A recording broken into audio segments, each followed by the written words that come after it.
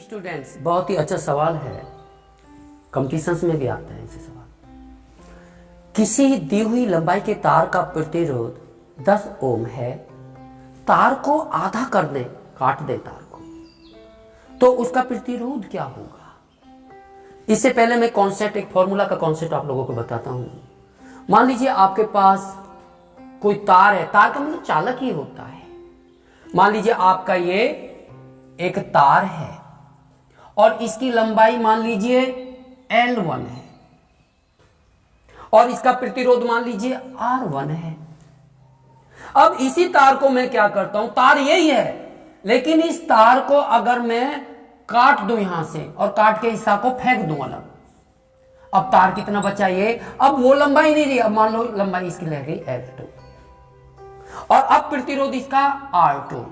तो यहां आपको समझ में आ गया, अगर किसी भी तार या किसी भी चालक की लंबाई को घटाते या बढ़ाते हैं तो उस चालक का प्रतिरोध भी घटता या बढ़ता है।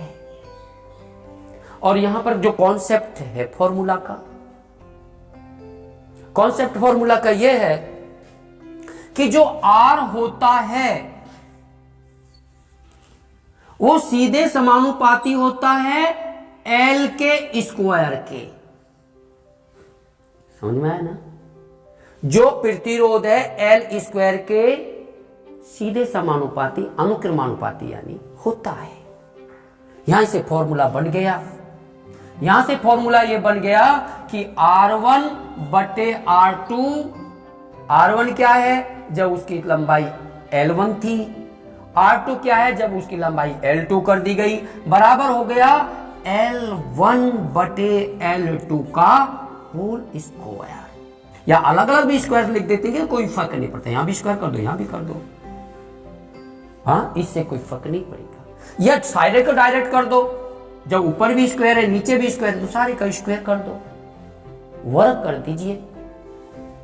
R1 आपको पता है दी हुई छड़ी की लंबाई, किसी लंबाई का यानी L1 लंबाई हमने मान लिया, माना आपकी तार की लंबाई L1 है, लेकिन जब L1 लंबाई है तार की तो प्रतिरोध उसका 10 ओम है।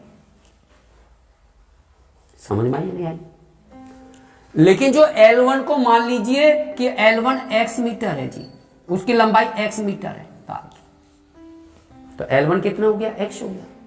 और उसके बाद जब L1 x है तो तार को क्या कर दिया, अब की बार आधा कर दिया है, तो L2 बराबर कितना हो गया, x बटे 2। एम आई राइट? तार का प्रारंभिक लंबाई का आधा कर दिया, x का आधा कर दिया। अब यहां मान रखने की जरूरत है, और क्या पूछना चाहता है कि जब तार की लंबाई आधी कर दी तो R2 कितना होगा। यहां R1 की जगह 10 लिख दो, R2 ज्ञात करना है, बराबर L1 की जगह x लिख दो और L2 की जगह x बाई 2 लिख दो और इसका होल स्क्वायर कर दीजिए। यहां लिख लूं, ये 10 बटे R2 हो गया। ये कौन सा R2 है जो हमें ज्ञात करना है, बराबर यहां x बटे, और ये जो बटे x बटे 2 है ना, ये उठ के ऊपर चला जाता है और इस सारे का स्क्वायर, यू सी हियर, 1 बटे R2 बराबर हो गया x से x कट गया, और 2 की 2 बार गुणा करेंगे, समझ गए ना, तो 2 दूनी 4।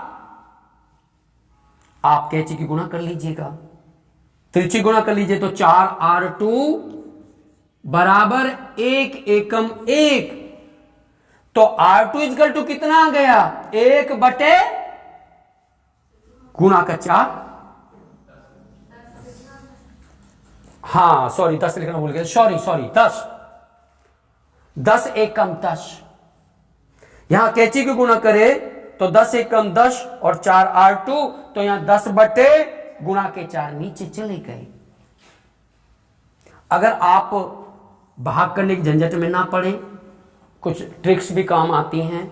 10 का चौथाई का मतलब 2.5, 2.5 को क्या लिखते हैं, 2.5। तो आप देखें R2 इक्वल टू बराबर हो गया 2.5 आर का मात्रक, प्रतिरोध का मात्रक ओम। क्या होता है?